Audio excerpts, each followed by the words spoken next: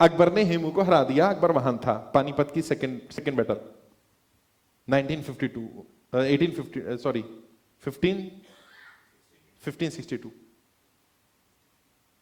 1556 sorry 1556 1556 Panipat की दूसरी लड़ाई हेमू और अकबर के बीच में हुई। हेमू हार गया, अकबर जीत गए। 1556 1520 में पहली लड़ाई थी बाबर और इब्राहिम लोदी के बीच में। 1556 पानीपत की दूसरी लड़ाई, अकबर और हेमू दोनों सेनाएं लड़ रही हैं। अकबर जीत गया, अकबर महान बन गया। कहानी क्या लिखी गई? कहानी लिखी गई कि राजपूत राजा हेमू को अकबर ने हरा दिया, अकबर महान बना। मैं कई बार पढ़ता हूं इतिहास को इस नजरिए से, मानो इस लड़ाई में हेमू जीत जाते तो इतिहास में महान कौन बनता है? अकबर। क्यों? हाँ, अच्छा, फिर सारी कहानी कैसे लिखी जाती? हेमू महान था, हेमू एक राजपूत राजा था और उसने एक मुस्लिम राजा अकबर को हरा दिया। सारा इतिहास पलट जाता सिर्फ एक हार और जीत से। अच्छा, अकबर फिर महान नहीं रहते क्या? नहीं रहते। क्या अकबर की अच्छाइयां खत्म हो जाती? नहीं, अच्छाइयां तो वही रहती हैं, लेकिन महान नहीं बनते। कि हेमू महान बनता, जीता वो। अच्छा, मैं आपको क्यों बता रहा हूं, जिंदगी की जंग में ऐसा ही होने वाला है आपके साथ। आप हारते हैं जीतते हैं, ये ज्यादा इंपॉर्टेंट है। आपका अच्छा या बुरा होना ज्यादा मायने नहीं रखेगा।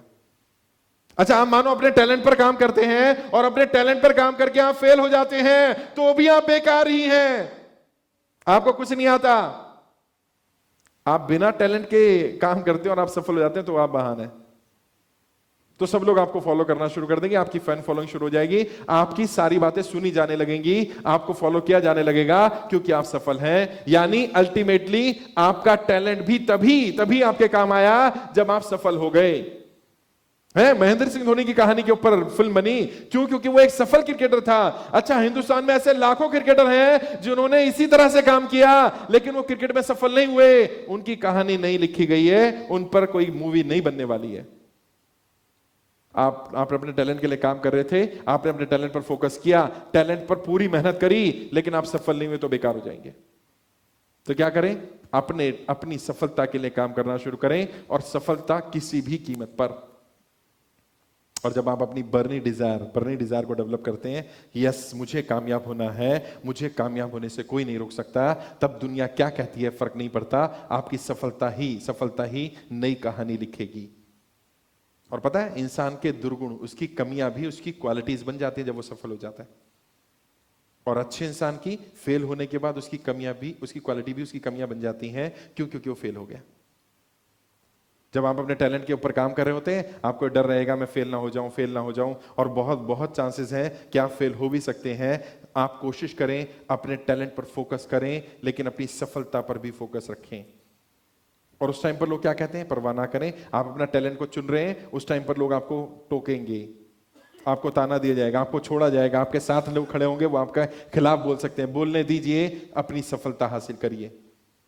और जब आप सफल हो जाएंगे, लोग आपको सुनेंगे, और वही लोग जो आपके खिलाफ बोल रहे थे वही बोलेंगे आपके सामने।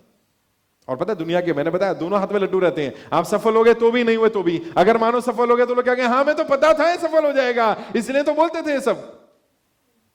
अगर सफल नहीं हुए तो हमें तो मालूम था सफल नहीं होगा, तभी तो बोलते थे हम लोग। है, आपका साथ छोड़ेंगे तो क्या बोलेंगे, मुझे तो मालूम था ये आदमी अकेले कर सकता है, इसलिए मैंने साथ छोड़ दिया। अगर आप फेल हो गए तो मुझे मालूम था फेल होगा, तभी तो साथ छोड़ा मैंने। तो उनकी तो बात ठीक है, तो उनको कहने दो जो काम कर रहे हैं।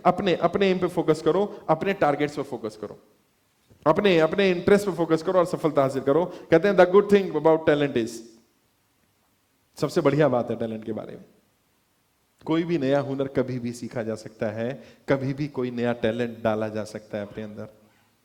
आप ऐसे कोई कहता है मैं टैलेंटेड नहीं हूं, वैसे मैं नहीं मानता, हर कोई टैलेंटेड है। उस खुदा, उस भगवान, उस वाहिगुरु से अल्लाह ने हमें बहुत सारे गुण देकर भेजा, लेकिन फिर भी कोई ये कहता है मेरे अंदर कोई हुनर है ही नहीं। मैंने सारे पैरामीटर चेक कर लिए, मैंने सारे दोस्तों से पूछ लिया, सारे इशारों से पूछ लिया, मुझ में कोई हुनर नहीं है। मान सकता हूं, हो सकता है हमारे चुनने में गलती रही हो सकता है हमारे ढूंढने में गलती रही हो सकता है हमने जिन लोगों से बात करी हो उन लोगों में गलती रही हो। मैंने स्वीकार कर लिया मुझ में कोई हुनर नहीं है। अब क्या? अब वो हुनर की लिस्ट बनाओ, जो जो हुनर आपको लगता है कि आप अपने अंदर डाल सकते हो। है, मुझे नहीं आता कंप्यूटर सीखना, कोई बात नहीं, लेकिन मैं ये हुनर डाल सकता हूं, मैं कंप्यूटर का मास्टर बन सकता हूं, आज भी बन सकता हूं साहब। और पता है यहां जितने लोग भी बैठे हैं, आज ही आप तय कर लो मुझे कोई नया हुनर सीखना है, आज नहीं तो कल आप उस हुनर में एक्सपर्ट बनने शुरू हो जाओगे। और जो काम आज आप करते हो ना, कई लोग मुझसे कहते हैं साहब मैं जो काम करता हूं उसको शुरू करूं, कैसे शुरू करूं, मुझे तो काम आता नहीं है, मैं बिजनेस करूं। कल भी फ्री सेमिनार, परसों एक व्यक्ति ने कहा साहब मैं बिजनेस शुरू करना चाहता हूं, लेकिन मुझे कैसे पता चलेगा मैं इस बिजनेस में सफल होऊंगा कि नहीं होऊंगा, मुझे बिजनेस चुनना चाहिए कि नहीं चुनना चाहिए, मुझे कैसे पता चलेगा। मैंने कहा दोस्त अभी आप क्या करते हो, कहते नौकरी करता हूं। मैंने जिस दिन पहले दिन नौकरी करने गए थे उस दिन क्या मालूम था यहां नौकरी में क्या क्या करने वाले हो, क्या तुम्हें पता था तुम क्या करोगे काम। कह रहे नहीं साहब जिस काम के लिए मैं नौकरी पर गया था वो तो काम मुझसे करवाया नहीं, मेरे से तो काम ही दूसरा, मैंने आता था तुम्हें, कहते नहीं। मैंने कैसे सीखा, कहते कर करके। मैंने ये भी कर करके सीखोगे हैं, बिजनेस कैसे सीखोगे, कर करके सीखोगे। आज आप जिस काम में जो भी काम करते हैं, नौकरी या बिजनेस, पहले दिन नौ सीखे थे साहब, अनट्रेन्ड थे, अनप्रोफेशनल थे, लेकिन आज आप उसके एक्सपर्ट हैं, आज आप प्रोफेशनल हैं। क्यों? क्योंकि आपने उस काम को लगातार किया, करते करते करते करते करते करते आप उसके मास्टर बन गए। कहते तो पहले दिन शुरू नहीं करते तो, क्योंकि मुझे आता नहीं है तो क्या होता है। बहुत सारे लोग नया टैलेंट क्यों नहीं सीखते हैं, क्योंकि उन्हें लगता है मुझे ये आता नहीं है। आता नहीं है कोई दिक्कत नहीं है, करना नहीं चाहता दिक्कत है। अगर करना नहीं चाहते तो नहीं आएगा, चाहते हैं तो आ जाएगा वो टैलेंट। और बहुत सारे लोग आज भी बैठे हैं स्मार्टफोन यूज नहीं करते हैं, क्यों? जरूरत नहीं है ना, जरूरत नहीं है, वो करना नहीं चाहता है। करना चाहेगा तो सीख जाएगा। नहीं मुझे आता नहीं है, आता नहीं, आप करना नहीं चाहते साहब, अगर आप करना चाहेंगे तो आएगा भी। और जिन्हें नहीं आता था, मुझे भी नहीं आता था, सीख लिया हमने, नया फोन आया था तो हमने सीख लिया उसमें क्या क्या फीचर्स हैं, कैसे करना है, कैसे यूज करना, आ जाता है हम सबको यूज करना। आप देखोगे अगर आप कोई टैलेंट डालना चाहते हो या ढूंढना चाहते हो, नहीं मिल रहा तो नया टैलेंट डालो। और कौन सा टैलेंट डालोगे ये आप तय करोगे। आप अपनी लिस्ट तैयार कर सकते हो कि मुझ में क्या क्या टैलेंट होना चाहिए। और कोई भी टैलेंट कभी भी डाला जा सकता है, कोई उम्र आड़े नहीं आने वाली आपकी। बताएंगे आज टैलेंट किन किन चीजों पर डिपेंड नहीं करता है, टैलेंट उम्र पर डिपेंड नहीं करता है। कहते हैं आप देखो कि आपको कौन कौन सा हुनर डालना है, उन हुनर को ढूंढो। अब उस हुनर का एक्सपर्ट ढूंढ लो, कौन एक्सपर्ट है उसका। फॉर एग्जाम्पल आपको मंच पे बोलना सीखना है, आपको लगता है ये हुनर मैं अंदर डाल लूं तो मजा आ जाएगा, ढूंढो कौन है एक्सपर्ट उसका, जो ये सिखा सकता है मेरे को। जिस दिन वो एक्सपर्ट मिल जाए वो आपको सिखाने को तैयार हो गया, आ गया हुनर आ गया। जब आपको लगता है मेरे को स्विमिंग नहीं आती है और मेरे को स्विमिंग सीखनी चाहिए, मैं स्विमिंग मेरा हुनर बन सकता है, आप जाओ स्विमर मिलो उससे, वो सिखाएगा आपको। आज नहीं तो कल आपको अच्छे स्विमर बन जाओगे आप। कोई भी हुनर डाला जा सकता है। आगे कहते हैं जब आप हुनर को ढूंढे तो क्या करें, कुछ चीजें याद रखनी है। हुनर ढूंढते समय कुछ चीजों का ध्यान रखना है, कुछ गलतियां होती हैं वो नहीं करनी है, कुछ चीजें प्लस हैं जिनका ध्यान रखना है कि ये चीजें होनी चाहिए या ये चीजें दिमाग में रहनी चाहिए हुनर ढूंढते समय। कहते हैं जब भी आप हुनर ढूंढ रहे हो तो सबसे पहली चीज क्या ध्यान रखें, सबसे पहली चीज यह ध्यान रखें आप, यस। कहते हैं आपका जो हुनर है, it takes time to find the talent and to make the talent as your identity. हुनर को पहचान बनने में और हुनर को पहचानने में समय लगता है। अब आपके हमने 3 सवाल आएंगे। पहला सवाल, किसी भी हुनर को पहचानने में कितना समय लगता है? 2 मिनट में हुनर पहचान? नहीं साहब ऐसा नहीं है। कई बार 10-10 साल लग जाते हैं किसी हुनर को पहचानने में, क्या हमारे अंदर ये हुनर है। कई बार हमें कोई ऐसा मिलता ही नहीं जो हमारे हुनर को पहचान ले। कई बार हुनर अंदर ही रह जाता है और बाहर ही नहीं निकल पाता। इंसान सिर्फ सोचता रहता है उस हुनर के बारे में और वो हुनर उसके सामने आ नहीं पाता है। किस हुनर में कितना समय लगेगा ये उस हुनर पर और आप पर डिपेंड करता है कि आप अपने हुनर से कितना कनेक्ट कर पा रहे हैं अपने आप को, या सामने वाले के हुनर को कितना अच्छी तरह जज किया जा रहा है। या तो कोई ऐसा व्यक्ति मिल जाए जो जल्दी से आपके हुनर को निकाल सकता है, या आपके खुद की ऑब्जर्वेशन इतनी स्ट्रांग है अपने बारे में या लोगों के बारे में तो आप हुनर निकाल सकते हैं, वरना समय लगेगा। दूसरा, आपका अगर हुनर पता भी चल जाए तो हुनर को पहचान बनने में भी समय लगता है।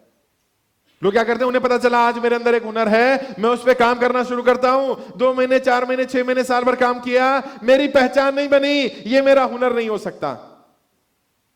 हुनर को पहचान बनने में समय लगता है। क्यों? क्योंकि जब आप किसी काम पर स्ट्रगल कर रहे होते हैं, मेहनत कर रहे होते हैं, तो आप बहुत सारे नई चीजें, नए आइडियाज ट्राई कर रहे होते हैं, एक्सपेरिमेंट मोड में होते हैं आप। कुछ अच्छा होता है, कुछ बुरा भी होता है, कुछ चीजें आपके साथ जुड़ जाती हैं, कुछ छूट जाती हैं, कुछ गलत भी स्टेप ले लिए जाते हैं, कई बार आगे बढ़ जाता है इंसान, पीछे आना होता है, कई गलतियां होती हैं। पहले दिन ही हुनर आपकी पहचान नहीं बनेगा, आहिस्ता आहिस्ता आहिस्ता आहिस्ता हुनर पहचान बनेगा। यानी आप दोनों चीजों को समय दो, अपने हुनर को पहचान बनने के लिए समय लगाओ, प्लस अपने हुनर को पहचानने के लिए समय दो, ताकि आप अपने अंदर का हुनर निकाल सको। दूसरा सवाल मन में आता है, मैं किसी का हुनर पहचानना चाह रहा हूं, मुझे उसके साथ कितना समय लगाना पड़ेगा उसके हुनर को पहचानने के लिए? कई बार पता है पूरी जिंदगी किसी इंसान के साथ रहने के बाद भी हम उसका हुनर नहीं पहचान पाते। क्यों? कभी उसने बताया ही नहीं होता, कभी हमने बात ही नहीं करी होती। अब मैं आपको एक तरीका दे रहा हूं किसी भी व्यक्ति के साथ रह करके कम समय में उसके हुनर को पहचानने का। क्या? मैक्सिमम टाइम आप बात क्या करते हो व्यक्तियों से, ये देखो अपने आप को। गुरु चाणक्य कहते हैं साधारण लोग व्यक्तियों के बारे में बात करते हैं। उसने ऐसा कर दिया, उसने ऐसा कर दिया, उसने ऐसा कर दिया, उसने ऐसा कर दिया, उसने ऐसा कर दिया, लोगों की बात करते हैं। उससे थोड़े ऊपर के लोग घटनाओं की बात करते हैं, वहां ऐसा हो गया, वहां ऐसा हो गया, वहां ऐसा हो गया। महान लोग भविष्य की बात करते हैं। तो क्या करो, अगर किसी का टैलेंट निकालना हो या अपना टैलेंट ढूंढना हो, मैक्सिमम टाइम लोगों से भविष्य की योजनाओं की बात करो। कोई ना कोई टैलेंट जल्दी से जल्दी निकल के आएगा सामने वाले का और आपका भी। और जब कोई व्यक्ति आपके पास आकर के व्यक्तियों के बारे में बात करे या घटनाओं के बारे में बात करे, उसको मना करो, भाई उसके बारे में बात नहीं करनी है, उस घटना के बारे में बात नहीं करनी है, बात खत्म करो, भविष्य की बात करो। क्या है तुम्हारे पास? हो सकता है आप में से बहुत सारे लोग खाली हो जाएं, उनके पास बात करने वाला कोई ना हो, या बात करने के लिए कोई टॉपिक बचे ही नहीं। क्यों? क्योंकि मैक्सिमम टाइम बात क्या कर रहे हैं, हम बात कर रहे हैं किसी दूसरे के व्यक्ति के बारे में या किसी दूसरी घटना के बारे में। हम भविष्य की बात ही कहां कर रहे हैं? कहते हैं अगर आपको टैलेंट ढूंढना है तो आपको अपनी बातों को करने का तरीका बदलना होगा, आपको अपनी बातों में भविष्य को लाना होगा। और जब भविष्य को लाओगे, सामने वाले का कोई ना कोई टैलेंट या आपका टैलेंट निकल के आ जाएगा। मानो आप भविष्य की घटना की बात कर रहे हो और भविष्य में आपको लगता है मुझे एक ऐसा व्यक्ति चाहिए होगा जो व्यक्ति कम से कम 1000 लोगों को संभाल सकता हो, लीड कर सकता हो। सामने वाला कहता है ये मैं कर सकता हूं ये काम। अच्छा, मैंने तो कभी तुझे देखा ही नहीं करते हुए। हाँ, तो तू, क्योंकि मुझे कभी मौका ही नहीं मिला इस काम को करने का, लेकिन मेरे को लगता है मैं काम कर सकता हूं। यानी भविष्य की बात आई तो एक व्यक्ति मिल गया हमें जितने भी लोग हमारी टीम में मिले वो सब वही हैं, वो जो भविष्य की बात करते हैं कि कल भविष्य ऐसा होगा, उस भविष्य में मेरा योगदान ये होने वाला है। तो यकीन मानिए लोग अपने टैलेंट को बाहर निकाल रहे हैं। तीसरा सवाल मन में आएगा, बच्चों के साथ जब हम बात करते हैं तो बच्चों के टैलेंट को कैसे निकाला जाए, उसमें कितना समय लगने वाला है? कहते बच्चे का टैलेंट हुनर पहचान बने ये तो बहुत मुश्किल काम है, लेकिन बच्चे का हुनर पता चल जाए यही बड़ी बात है। कैसे पता चल जाए? मैं स्कूल कॉलेज वाले, जितने बच्चे स्कूल कॉलेज में आ रहे हैं ना काम करना, पेरेंट्स को एक सलाह दे रहा हूं, और कर लिया ना, देश में जो हम एजुकेशन सिस्टम की बात करते हैं ना, सारा एजुकेशन सिस्टम सुधर जाएगा। पीटीएम में जाते हो पेरेंट्स टीचर मीटिंग में, एक काम करना, जब भी जाओ ना पेरेंट्स टीचर मीटिंग में, एक बड़ा सा बदलाव करना। क्या? टीचर को बोलना मेरे बच्चे की एक कमी बताओगे तो क्या, पहले 4 क्वालिटीज बताओ। 4 क्वालिटी बतानी पड़ी तो एक कमी बताने दूंगा अपने बच्चे की। अच्छा, यही बात आप पर भी लागू होती है। आप अपने बच्चे की मदर या फादर होने के नाते अगर एक कमी बता रहे हैं तो पहले 4 क्वालिटी बताइए उसकी। कहते हैं ना टैलेंट कैसे निकलेगा? ऐसे निकलेगा टैलेंट आपके बच्चे का। और वो बच्चा आपके साथ है, लगभग दिन में 12 घंटे 13 घंटे आपके साथ गुजार रहा है। आप अगर उसको ध्यान से ऑब्जर्व करना शुरू कर देंगे, उसकी कोई एक कमी बताएंगे और 4 क्वालिटीज ढूंढेंगे, तो आपको अपने बच्चे के अंदर ही 20, 30, 40 क्वालिटीज मिल जाएंगी। क्योंकि आपके बच्चे में 4-5 ही कमियां हैं, इससे ज्यादा कमियां नहीं है। लेकिन प्रॉब्लम क्या है, उन 4-5 कमियों पर ज्यादा फोकस हो रहा है, इसलिए उसका टैलेंट नहीं निकल रहा है। तो 20-30 कौन सी क्वालिटी, उनमें से देखो, उनमें से कोई टैलेंट होगा जो उस बच्चे का टैलेंट एक्चुअल में टैलेंट होगा। कुछ भी हो सकता है, वो कन्विंस कर सकता हो किसी को भी, हो सकता है वो एक्सपर्ट हो अपनी बात को घुमाने में, तो ये टैलेंट है उसका। कहां यूज होगा वो देख लेंगे। और कई लोग कहते हैं सब हर चीज टैलेंट होती है क्या? कहते हैं हाँ हर चीज टैलेंट होती है। कहते हैं मेरे को तो गालियां देने की आदत है, टैलेंट है मेरा। बस सब टैलेंट है। मिल लेना अरविंद से, कहां बैठा है? हाँ मिल लेना उससे, बताएगा टैलेंट है।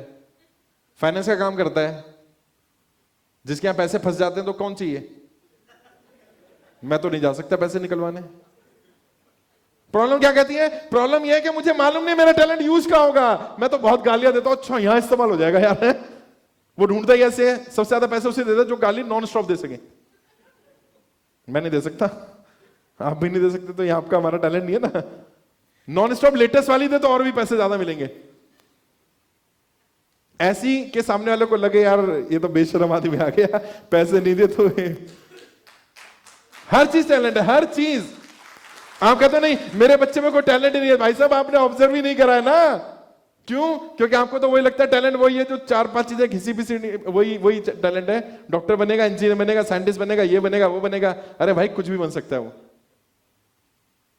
मैं नहीं कह रहा गाली देना अच्छी बात है, बट मैं ये बताने की कोशिश कर रहा हूं कि जिससे आप कमी बता रहे हो वो भी आपका एक हुनर है। और मैं अक्सर एक शेर बोलता हूं, सरप्रस्ती वक्त के हाकिम की हो जिसे नसीब, अपनी खामी को भी एक खूबी गिना सकता है वो। अगर किसी को वक्त के हाकिम खुदा की सरपरस्ती हासिल हो तो अपनी कमी को भी एक क्वालिटी बना सकता है। हाँ, मेरे अंदर कमी तो थी, बोलना मेरी कमी थी। ओ यार कितना बोलता है, कितना बोलता है, कितना बोलता है। मैंने चलो ठीक है, इसी को अपनी क्वालिटी बनाते ना। आज लोग कहते हैं वाह क्या बोलता है? मेरे टीचर बोलते थे क्या तूने बीरबल का झूठा खाया क्या? मैंने साहब नहीं, बीरबल का तो नहीं, आपका झूठा खाया। कह रहा देख फिर मार दिया तूने, हर बात का जवाब है तेरे पास। मैंने कहा सब वैसे ही है, क्या करें, बचपन से ऐसे रहे। सिर्फ आप ये देखो कि आपके बच्चे का, आपका टैलेंट कहां इस्तेमाल होगा, उसमें कितना समय लगा इसकी परवाह मत करो, समय लगेगा। लेकिन दिक्कत क्या है, हमारे पास समय तो नहीं है। हम इंस्टेंट रिजल्ट जाते हैं, हमारे पास समय नहीं है। और अक्सर मैं आज एक व्यक्ति से मिला, उसने मेरे को कहा कि सर बहुत लोग ना बिजी रहते हैं, लोगों के पास समय नहीं होता। मैंने कहा तो अच्छा, जो लोगों के पास समय नहीं होता वो बहुत पैसा कमा रहे होगा? कह नहीं पैसा भी नहीं है। मैंने ना समय ना पैसा करके आ रहे। अब आप में से कोई कहे मैं भाई साहब बिजी हूं तो मैं बहुत पैसे कमा रहा है, नहीं, ना पैसे कमा रहा ना समय करके आ रहा। भाई दीवारों में सर मत मार, समय निकाल। झूठ बोल रहा है, समय नहीं, क्योंकि समय उसके पास नहीं है जो बहुत पैसे कमा रहा है। वो पैसे गिनने में बिजी है।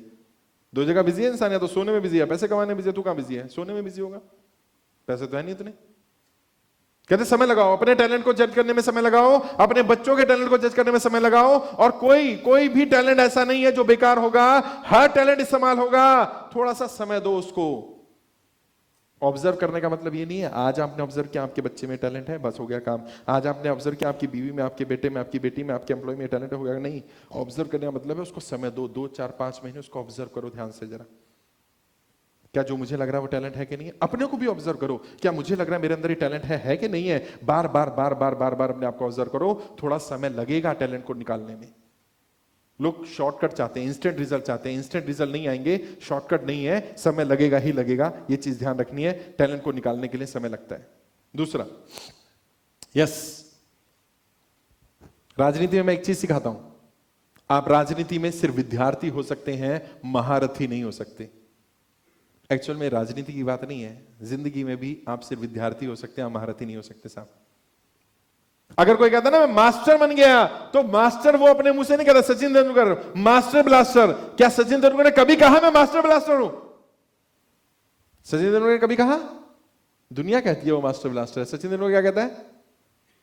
हाँ, I am learning. Yes, doctors बोलते हैं क्या, डॉक्टर बैठे हैं साहब, क्या करते हैं आप? प्रैक्टिस करते हैं।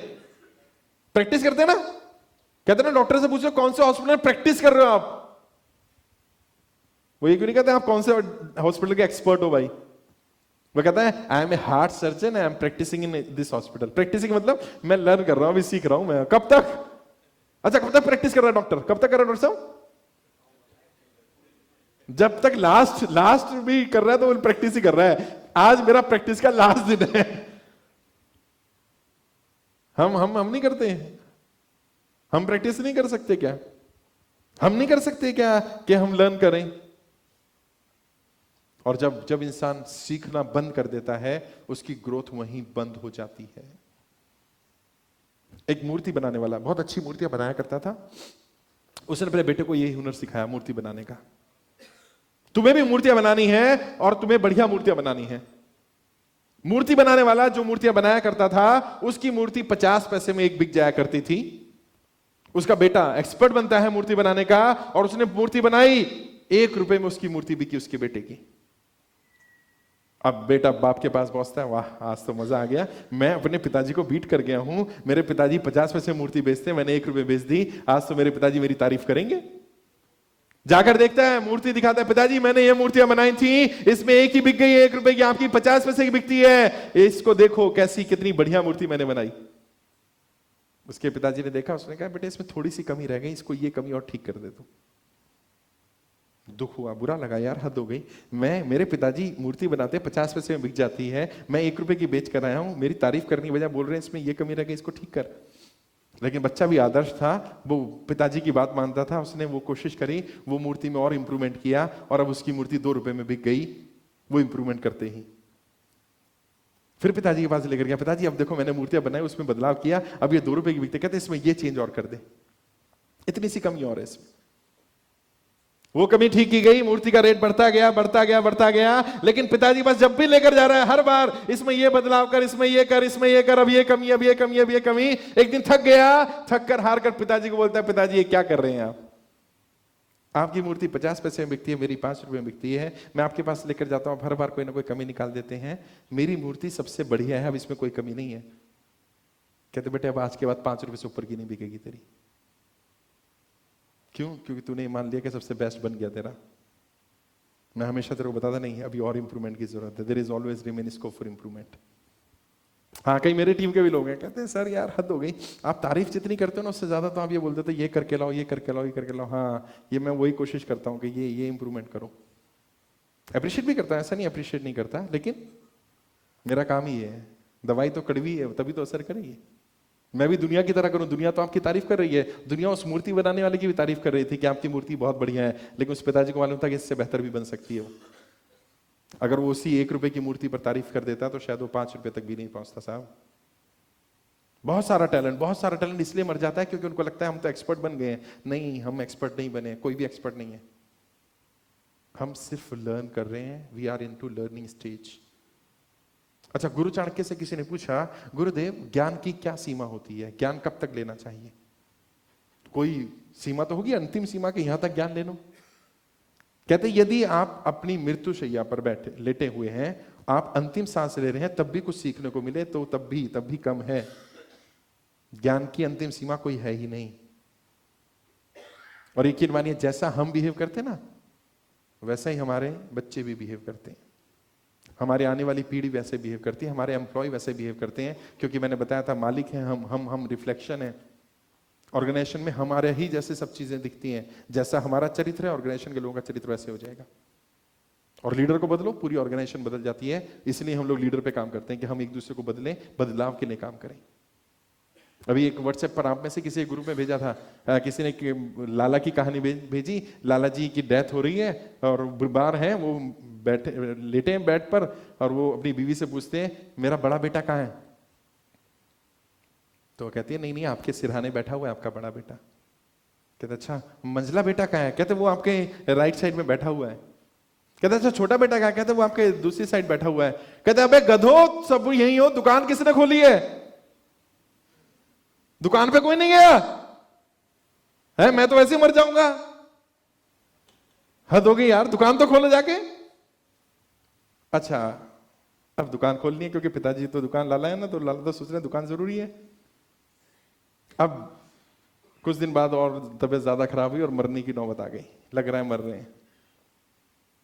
अब बड़ा बेटा कह रहा है कि हम इनका अंतिम समय है, इनकी अंतिम यात्रा जो करेंगे बड़ी धूमधाम से करेंगे, बहुत सारे लोगों को बुलाएंगे, बहुत सारा बैंड बाजा सब कराएंगे।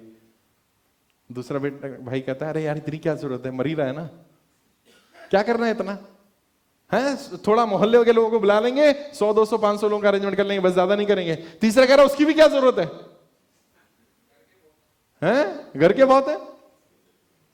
वो मर नहीं रहा था, वो कह रहा है अभी तो जिंदा हूं, अभी क्यों कर रहे हो मेरे साथ ऐसा? कह रहे तुमने तो सिखाया है। संस्कार कहां से है? हमने तो सिखाया भैया। हमारा एम्प्लॉय गलत काम कर रहा है, कहां से है? हमने तो सिखाया है।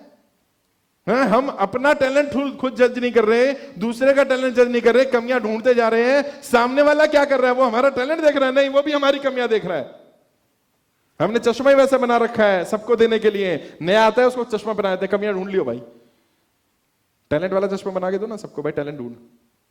और मैं कर रहा हूं एक काम लेके जाना आज अपनी ऑर्गेनाइजेशन में ना, सबको एक ड्यूटी देना। क्या भाई, आपके यहां 10 स्टाफ है, 9 के 9 को ड्यूटी दे दो कि इस एक का टैलेंट ढूंढो, और हर 9 को ये ड्यूटी दे दो इस एक का टैलेंट ढूंढो, भाई इसमें क्या टैलेंट है।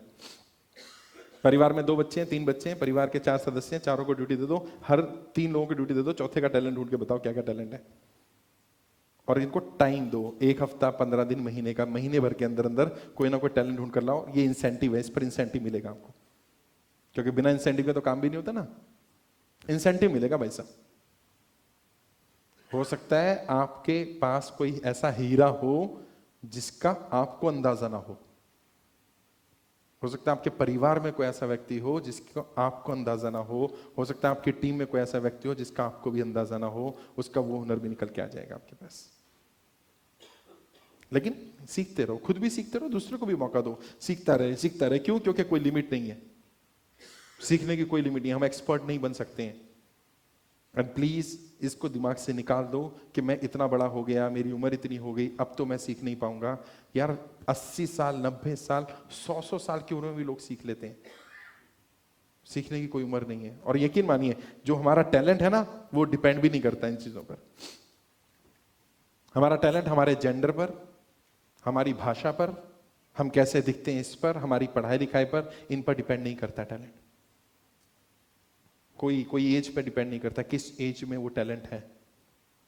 कई बच्चे, उस दिन मेरा बर्थडे था 8 अगस्त को, बच्चा आया था 6 साल की उम्र थी। उस 6 साल की उम्र के बच्चे को क्या क्या नॉलेज थी, कितना सब याद था उसको।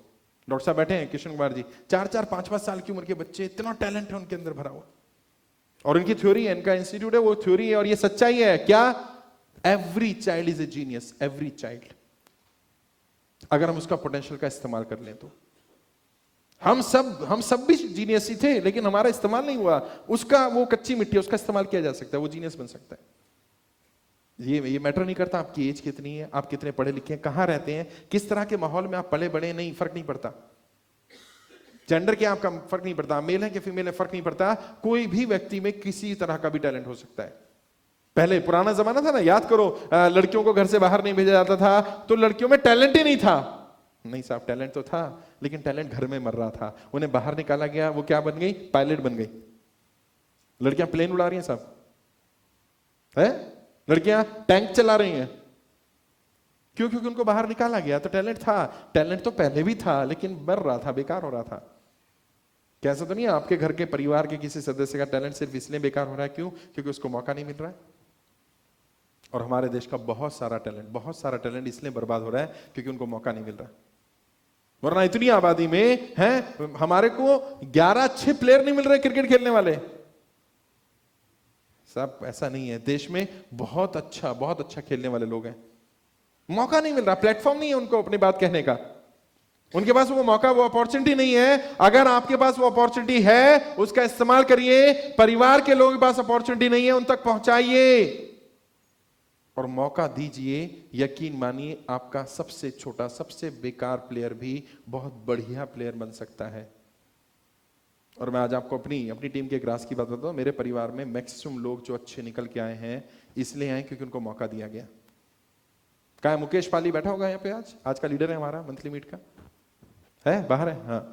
आज उसको जिम्मेदारी दी गई, उसने खुद कहा कि मैं जिम्मेदारी लूंगा पूरी मंथली मीट को ऑर्गेनाइज करने की। हमारे यहाँ हम सबको जिम्मेदारी देते हैं, भैया आज आप संभालोगे, आज आप संभालोगे, किसकी ड्यूटी क्या होगी, कौन कैसे मैनेज करेगा, खाने का, ये वो सब। तो उसका एक टैलेंट निकल के आ रहा है। क्यों? क्योंकि उसको मौका दिया जा रहा है। आप अपनी ऑर्गेनाइजेशन में मौका देकर देखो। और जब हम किसी को ये कहते हैं ना, तू ये काम नहीं कर सकता, तू ये नहीं कर पाएगा, ये होगा वो होगा, वो क्या कर रहे हैं? हम उस टैलेंट को दबा रहे हैं, उस टैलेंट को मार रहे हैं, खत्म कर रहे हैं। कई बार हम अपने आप से भी कह रहे हैं, मैं तो ये काम कर ही नहीं सकता, मेरी तो एज ही नहीं है, मैं तो इतना पढ़ा लिखा नहीं हूं, मैं ये काम नहीं कर सकता हूं, है, मैं तो अच्छा दिखता नहीं हूं, मैं काम नहीं कर सकता हूं, मेरी तो भाषा ठीक नहीं है, मैं तो इस भाषा में बोल ही नहीं सकता, मैं अच्छा नहीं कर सकता हूं। करा जा सकता है। सिर्फ जरूरत किस बात की है? जरूरत इस कॉन्फिडेंस को अपने अंदर डालने की है कि yes I can do it.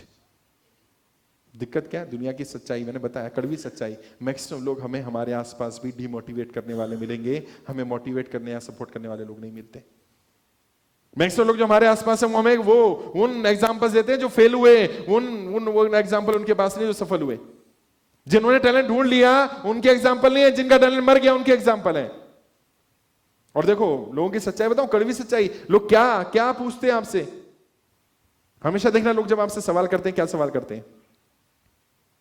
वो सवाल करते हैं जिसका उन्हें पता हो कि आपके पास जवाब नहीं है। अच्छा, जिसका पता हो जवाब है, वो सवाल ही नहीं करते हैं। अभी मेरे को किसी ने एग्जांपल दिया, मैं कहीं गया था, पता नहीं कहां गया था, एक व्यक्ति ने मेरे को एग्जांपल दिया बड़ा बढ़िया। हाँ, वो उस दिन मनोज शर्मा ने बड़ा अच्छा एग्जाम्पल दिया।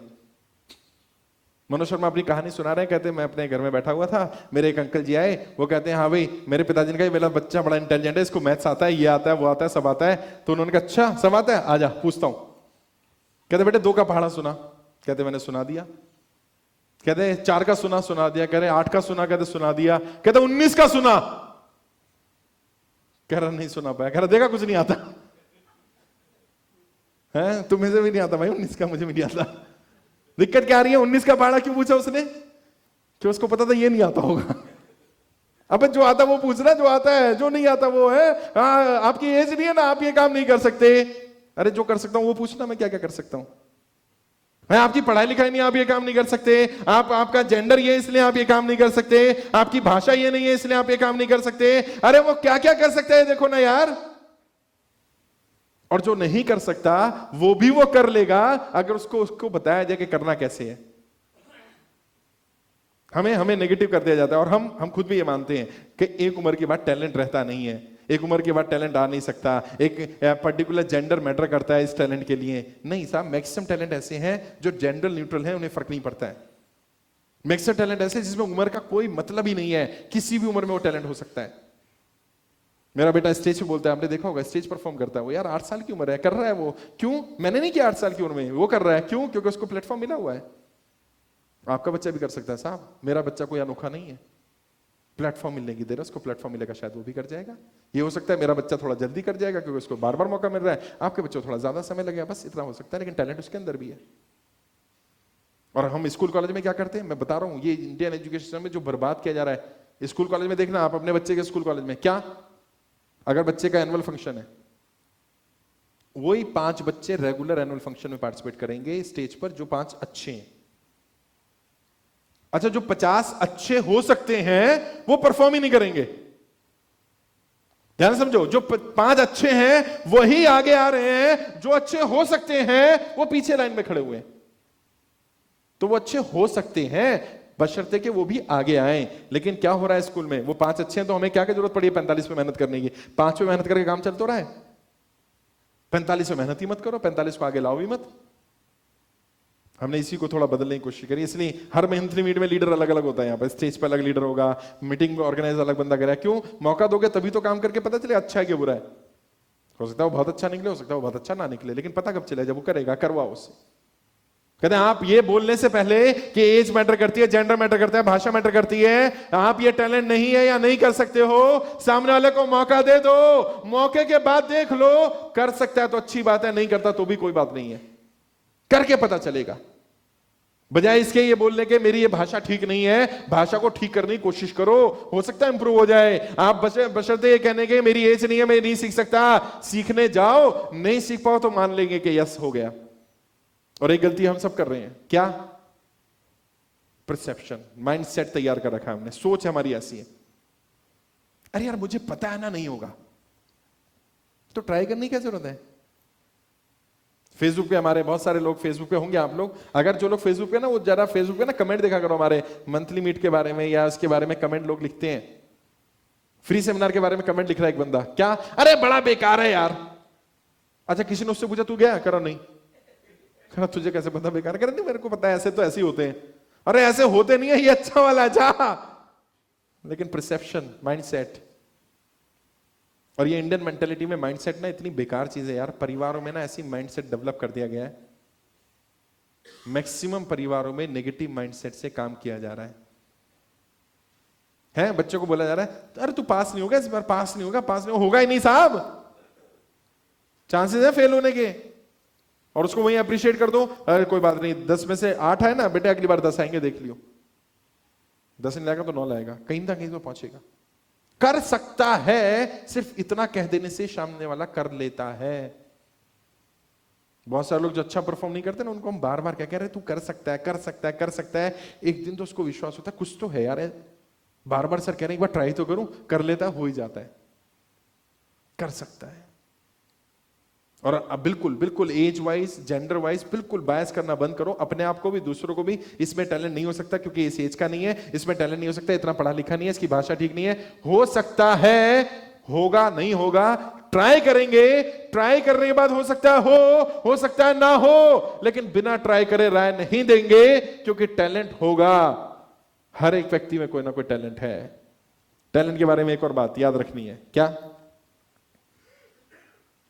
जो लोग टैलेंटेड होते हैं उनकी सफलता की संभावना उन लोगों से अधिक होती है जो टैलेंटेड ही नहीं है। अच्छा, कई लोग मुझसे पूछते हैं, साहब जो लोग टैलेंटेड नहीं है क्या वो भी सफल हो जाते हैं? हो जाते हैं, क्योंकि टैलेंटेड लोग सफल हो ऐसा जरूरी नहीं है, और बिना टैलेंट वाला सफल ना हो ऐसा भी जरूरी नहीं है।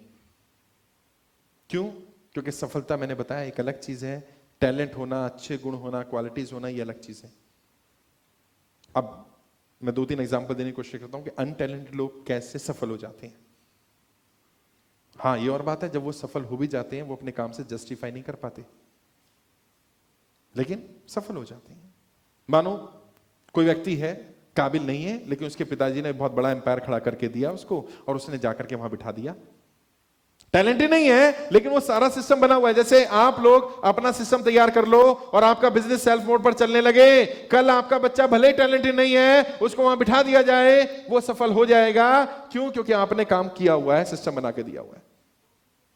लेकिन थोड़े दिन बाद जब डिसीजन मेकिंग एबिलिटी की बारी आएगी, जब उस बिजनेस को बड़ा करने की बारी आएगी, जब बदलाव करने की बारी आएगी, हो सकता है वो काम ना कर पाए और वो फेल हो जाए, वो गिर जाए, वो बिजनेस बंद कर दे। लेकिन सफल तो हो गया। वो सफलता हासिल हो सकती है बिना टैलेंट के भी। कोई दूसरा व्यक्ति भी सफलता दिला सकता है, परिवार का व्यक्ति दिला सकता है। लेकिन अगर लंबे समय तक सफल होना है और सफलता को बरकरार रखना, मेंटेन रखना है, तो टैलेंट काम आता है। और बहुत सारे टैलेंटेड लोग बताते हैं, क्योंकि हम अपने टैलेंट पर काम कर रहे थे, इसलिए हमें अपनी सफलता हासिल करने में ज्यादा मेहनत नहीं करनी पड़ी। उन लोगों के कंपैरिजन में जिनमें टैलेंट नहीं था, उन्हें ज्यादा मेहनत करनी पड़ी। भले ही वो काबिल नहीं थे, लेकिन चापलूसी करनी पड़ी, लोगों के साथ जुड़ना पड़ा, गलत करना पड़ा, क्योंकि सफल होना था। सफलता तो मिल गई, सफलता मेंटेन करना मुश्किल हुआ, और लॉन्ग टर्म में मेंटेन भी नहीं कर पाए। लेकिन टैलेंटेड लोगों को सफलता हासिल करने में आसानी होती है, मदद मिलती है। मानो आपके अंदर कोई टैलेंट है, तो आपको अगला काम करना क्या है? सिर्फ ऐसे व्यक्ति, ऐसी जगह पहुंचना है जिसे उस टैलेंट की जरूरत है। जिस दिन वो व्यक्ति या वो संस्था आपको मिली, या उस व्यक्ति से आप टकरा गए जिसको आपके टैलेंट की जरूरत है, जिस दिन आप वहां पहुंच गए जहां आपका टैलेंट काम आ सकता है, वहां आपकी सफलता निश्चित हो जाएगी। बस टैलेंट ढूंढना और उस व्यक्ति या उस संस्था को ढूंढना जहां पर उस टैलेंट का इस्तेमाल किया जा सकता है। ये 2 चीजों पे काम करना है। और जब आप अपने टैलेंट को, आप अंदर टैलेंट है, उस टैलेंट को निकाल लेते हैं, उस टैलेंट पे काम करना शुरू करते हैं, वो टैलेंट आपको आज नहीं तो कल सफलता दिलाएगा। उन लोगों से कम एफर्ट करके सफलता दिलाएगा जिनके अंदर कोई टैलेंट नहीं है।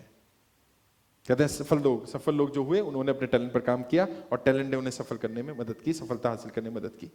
यस, मैंने बताया हर व्यक्ति हर काम नहीं कर सकता दोस्तों, लेकिन हर व्यक्ति कोई ना कोई काम बहुत अच्छी तरह कर सकता है।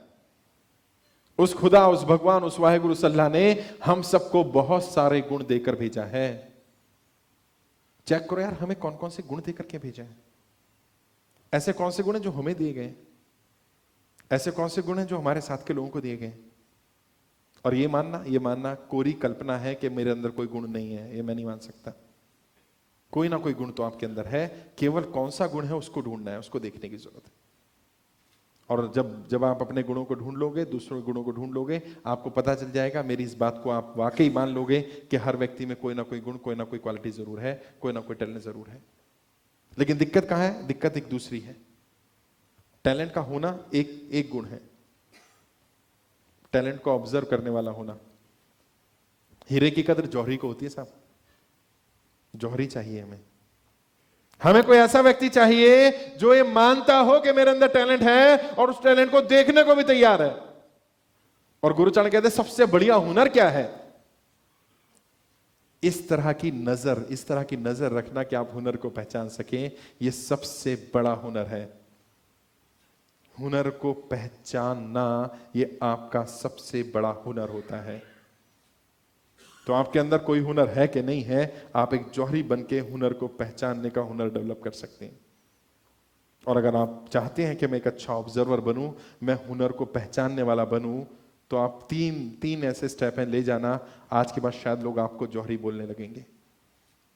कौन से 3 स्टेप? पहला, किसी को भी इस निगाह से मत देखो कि वो अभी क्या है, अभी क्या करता है, कहां रहता है, क्या है ना, इस निगाह से मत देखो। बजाय सामने वाले को इस निगाह से देखो, ये भविष्य में क्या बन सकता है। वर्तमान स्थिति ना देखकर भविष्य देखो, ये भविष्य में क्या बनेगा। और अगर आप भविष्य देखोगे तो सामने वाला जैसा आप सोच रहे हो उसमें कहीं ना कहीं जरूर पहुंचेगा।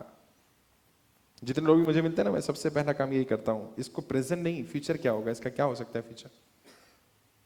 राजनीति में तो स्पेशली सबसे पहला काम ये करता हूं, इसका फ्यूचर क्या हो सकता है, कहां पहुंच सकता है। अब जब मैं किसी को कहता हूं कि यार आप ना कम से कम एमपी बन सकते हो, वो इंसान कहता नहीं साहब मैं तो काउंसलर बनने आया हूं। नहीं आप एमपी बन सकते हो यार। अच्छा एक बार बोलता हूं, उसको समझ में नहीं आती है, लेकिन घर जाके सोचता है मैंने कीड़ा डाल दिया है। अगली बार फिर मिलता है, यार आप एमपी बन सकते हो। अगली बार फिर मिलता है, फिर मिलता है, फिर मिलता है, फिर मिलता है। सामने वालों को लगता है कुछ तो होगा मेरे अंदर ऐसा।